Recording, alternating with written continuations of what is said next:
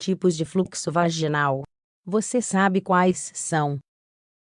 Os tipos de fluxo vaginal costumam ser classificados de acordo com a cor que apresentam, mas também variam em consistência, abundância e odor. Porque eles podem sofrer alterações. Saiba tudo sobre o assunto a seguir.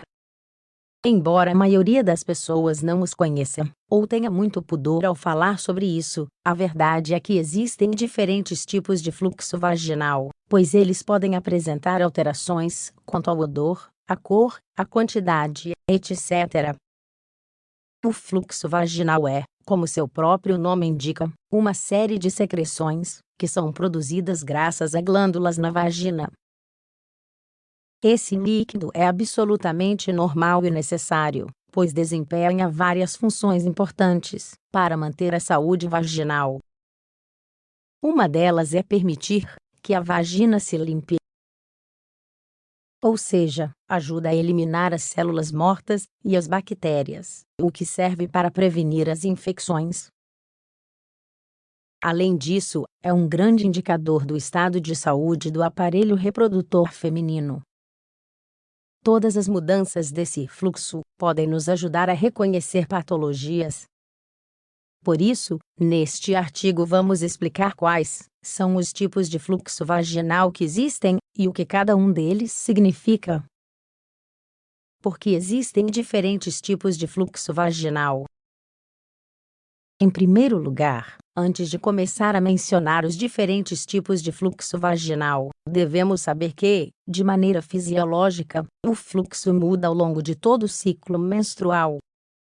Ou seja, existem diferentes tipos de fluxo para cada momento do ciclo, e isso é completamente normal. Essas secreções mudam em função dos hormônios femininos, que também vão variando durante o ciclo. Por exemplo, perto da ovulação, o fluxo costuma apresentar uma maior quantidade e ser mais espesso. Isso acontece porque também interfere na reprodução e serve para que a mulher se prepare para a fecundação. Do mesmo modo, quando uma mulher se excita, o fluxo aumenta. O normal é que seja claro ou branco leitoso. No entanto, também pode ser mais aquoso, transparente, mais ou menos abundante, etc.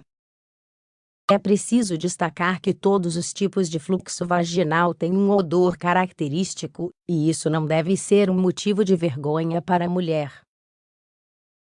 De fato, o ideal é conhecer o odor normal que a vagina apresenta, pois, durante uma infecção ou patologia, o odor é uma das primeiras coisas que se altera. Tipos de fluxo vaginal. O mais importante para distinguir os tipos de fluxo vaginal é a cor. No entanto, também é necessário prestar atenção no odor, na consistência e na quantidade. Quando existe alguma infecção ou patologia, qualquer um desses padrões podem ser alterados. Em primeiro lugar, como já mencionamos, o fluxo pode ser branco, o que é normal. No entanto, quando se torna mais acinzentado e abundante, pode ser um mau sinal. Se o fluxo for branco, mas associado a coceira ou ardor, pode se tratar de um sintoma de candidíase. A candidíase é uma infecção provocada pelo fungo Candida, muito comum nas mulheres. Muitos estudos afirmam que é um dos distúrbios vaginais mais frequentes, e que se relaciona, entre outras coisas, com as mudanças de pH na vagina. Por outro lado, o fluxo também pode ser amarelado. Nesses casos, costuma apresentar um odor forte e outros incômodos, como coceira ou sensação de ardor. É um sintoma de que existe uma infecção, seja uma doença sexualmente transmissível, ou não. As mais comuns são a tricomoníase, a clamídia e a gonorreia. O fluxo também pode ser marrom, devido à presença de restos de sangue. É comum que apareça um pouco antes ou depois da menstruação. Também pode ser resultado de alguma ferida provocada pelas relações sexuais.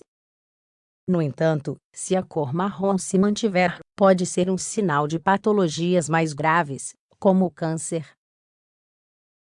Também pode haver algum corpo estranho na vagina, que esteja provocando uma irritação.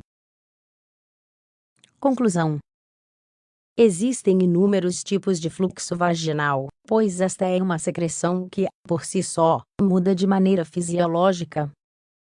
É importante prestar atenção em todos os seus aspectos, visto que uma mudança de cor ou de quantidade pode indicar que existe alguma patologia.